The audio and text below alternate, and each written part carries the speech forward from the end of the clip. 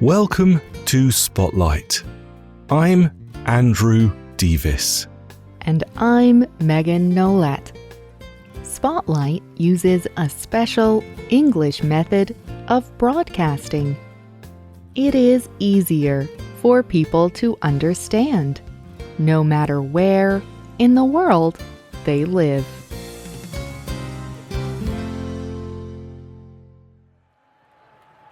His top event was the 100-meter dash. He was the fastest in the world. He dreamed of winning a gold medal for his country. He was favoured to win at the Olympic Games that year. He trained hard and was ready. Then something happened that forced him to make a choice. It was the most difficult decision of his life. The Flying Scotsman sat down. On today's Spotlight, we look at the life of Eric Liddell. He was one of the top competitors in the 1924 Summer Olympic Games in Paris. He entered 3 running events. Eric was also a Christian. One of these events caused conflict with his beliefs. He had to choose whether to compete. Many still remember his decision today. Eric Liddell's parents were Scottish, but they spread their faith in China while living as Christian missionaries. They raised Liddell to be a follower of Jesus. Later, he went to a special school for the sons of missionaries. There, he developed a talent for sports. He performed well at rugby, cricket, and track. He was very fast. He won all the school races.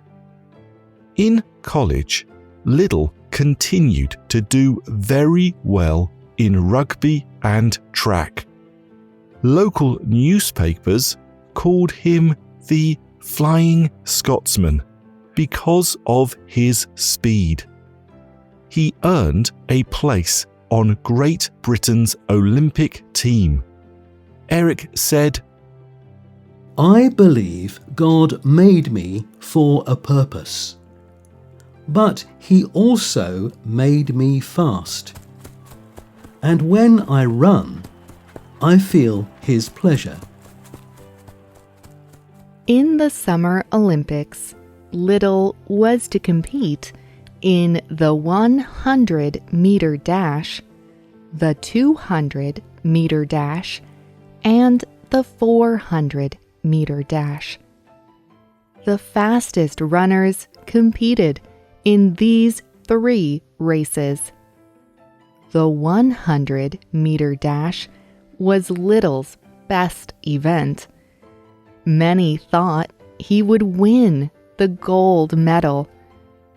But he learned that the qualifying races were on Sunday. These events were when the top runners earned a spot in the final competition. However, Liddell believed that Sunday was the Sabbath. The Sabbath is the one day of the week when Christians rest. It is a day to focus on God.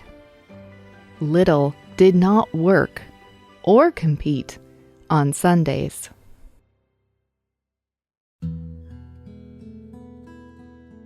The Book of Exodus is part of the Christian Bible. It says, "Remember the Sabbath day by keeping it holy. 6 days you will do all your work. But the seventh day is a Sabbath to the Lord your God. On it you should not do any work. Liddell had to decide if winning a gold medal was more important than his beliefs. It would only be one day. Liddell could honor the Sabbath for the rest of his life. The sacrifice would be for his country. No one would blame him. He did not want to disappoint anyone, but he also wanted to follow his religion's command. Jenny Somerville, Eric's sister, said, "He was under great pressure. He was very upset. Am I doing the right thing by not running? Am I letting king and country down?" King George V was the King of England.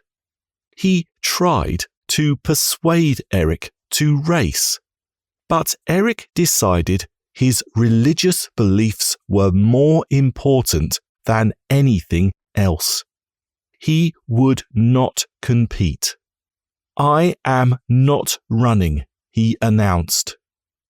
He spoke in a Paris church on Sunday as they ran the qualifying races for the 100-meter dash. The 200 and 400-meter dashes were not Liddell's best races. He was much faster at shorter distances. He was not expected to win either race. In the 200-meter dash final, he came in third place. He won the bronze medal. He barely managed to qualify for the final of the 400-meter dash. He was given the outside lane, number 8. Runners considered this the hardest lane.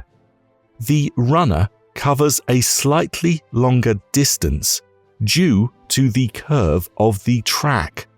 Also, he could not see the other runners because he was so far outside. He did not know how well he was doing. No one thought Liddell had a chance to win. One of Liddell's trainers gave him a note on the morning of the 400-meter dash final. It read, "In the old book, it says, 'He that honors me, I will honor.' Wishing you the best of success, always." Liddell recognized that his trainer was referring to a Bible verse. This note helped Liddell believe in himself during the race. He decided he would run the entire race with all his ability. He could not see his other competitors from the 8th lane, so he would not worry about looking. He ran as fast as he could the whole way. Eric raced around the track with his head held back and his arms pumping wildly. He was determined not to stop until he crossed the finish line. When he finally did, he realized that he had won the race and a gold medal. He had also set a new world record for the 400-meter dash. After the Olympics, people celebrated Liddell as a hero. He spoke at many events. He talked about his Olympic victory. But he always gave credit to his faith. He then returned to China, where he was born. Like his parents, he also served as a Christian missionary.